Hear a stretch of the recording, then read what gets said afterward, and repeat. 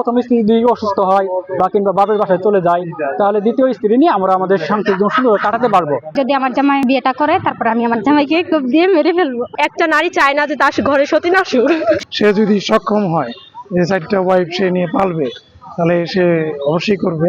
প্রথম স্ত্রীর সাথে যদি আন্ডারস্ট্যান্ডিং ভালো থাকে যে হ্যাঁ তুমি বিয়ে করতে পারবা, এরকম যদি মেন্টালি দুজনে প্রিপারেশন, তাহলে না বলে যদি করে সে যদি অ্যাকসেপ্ট করে তাহলে ঠিক আছে। দ্বিতীয় বিয়ে করতে লাগবে না, প্রথম স্ত্রীর অনুমতি।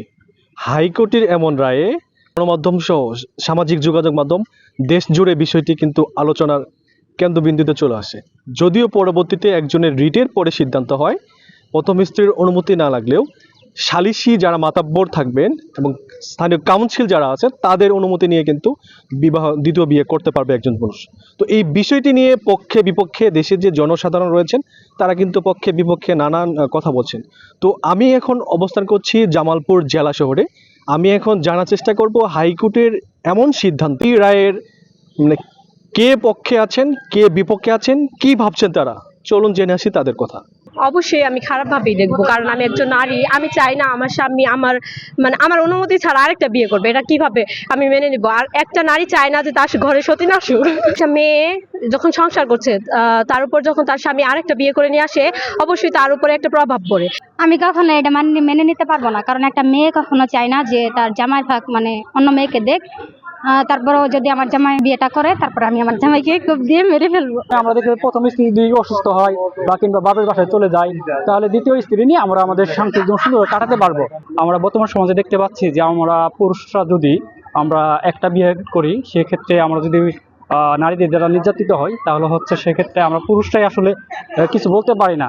সেক্ষেত্রে আমরা যদি দ্বিতীয় বিবাহ করি তাহলে আমরা মনে করি আমাদের সাংসারিক জীবনে একটু সুখী হতে পারবো। যদি প্রথম স্ত্রীর সাথে যদি আন্ডারস্ট্যান্ডিং ভালো থাকে, যদি সেইভাবে কখনো কথা হয় যে হ্যাঁ তুমি বিয়ে করতে পারবা, এরকম যদি মেন্টালি দুজনে প্রিপারেশন, তাহলে না বলে যদি করে সে যদি অ্যাকসেপ্ট করে তাহলে ঠিক আছে। আর যদি বইয়ের সাথে মিলে না বা আমার পছন্দ না, যেন আরেকজনের কাইনে তার ঘরের উপর আমি রেখে দিব, তারে আমি সেপারেশন করি, তাহলে এটা অবশ্যই ভুল। কারণ দুইজন একসাথে সংসার করে দুইজনের জীবন একসাথে চলবে, সেইখানে একজন হঠাৎ করে যদি অন্য জায়গায় চলে যায়, আরেকজন আলাদা করে না, সেই ক্ষেত্রে তো একজনের উপর সম্পূর্ণ দায়ভার দেওয়া ঠিক না। আমার মতামত এটা হলো যে যেহেতু হাইকোর্ট থেকে অনুমতি দিয়েছে, আর ইসলাম ধর্ম বলে তো যে আপনার 4টা বিয়ে করা যাবে, সেক্ষেত্রে আমি এখানে কোনো বাধা বিপত্তি দেখি না। সে যদি সক্ষম হয় যে 4টা ওয়াইফ সে নিয়ে পালবে, তাহলে সে অবশ্যই করবে। কারণ ইসলাম ধর্মে জনসংখ্যা বেশি দরকার, কারণ একটা সময় পৃথিবীটা মুসলিম ধর্ম শাসন করবে ইনশাল্লাহ। অনুমতিটা আরো আগে থেকে দেওয়া উচিত ছিল আমার মতে। কারণ যেহেতু আমরা ইসলামী ধর্মের মানুষ, ইসলাম বলে যে একজন পুরুষ যদি অর্থ এবং শারীরিকভাবে সক্ষমতা থাকে সে 4টে বিয়ে করতে পারে। সুতরাং ইসলামের সাথে এতদিন এই আইনটা সাংঘর্ষিক ছিল। আমি মনে করি এটা এখন ইসলামের জন্য খুবই একটা আমাদের ধর্ম পালন করা সহজ হবে। প্রথমত কোনো নারী চায় না তার প্রিয় মানুষকে কারোর সাথে ভাগ করুক, তো আমিও তার ব্যতিক্রম নই।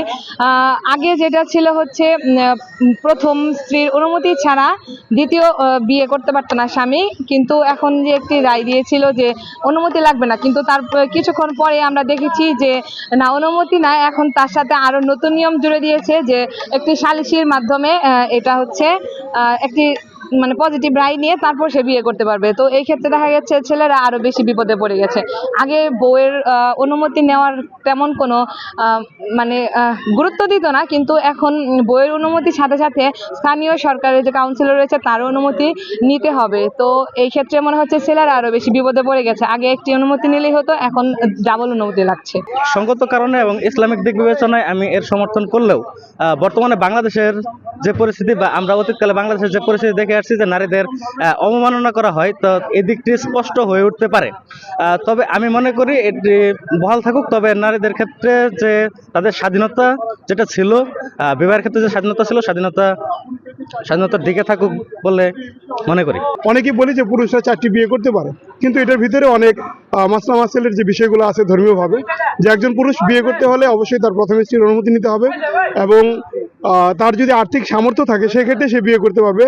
এবং যাকে বিয়ে করবে সে যদি আর্থিক অসচ্ছলতা বা বিভিন্ন কারণে অসচ্ছল থাকে, তার দায়িত্ব গ্রহণের জন্য সে বিয়ে করতে পারবে, অন্যথায় এটা বিয়ে করা জায়েজ না।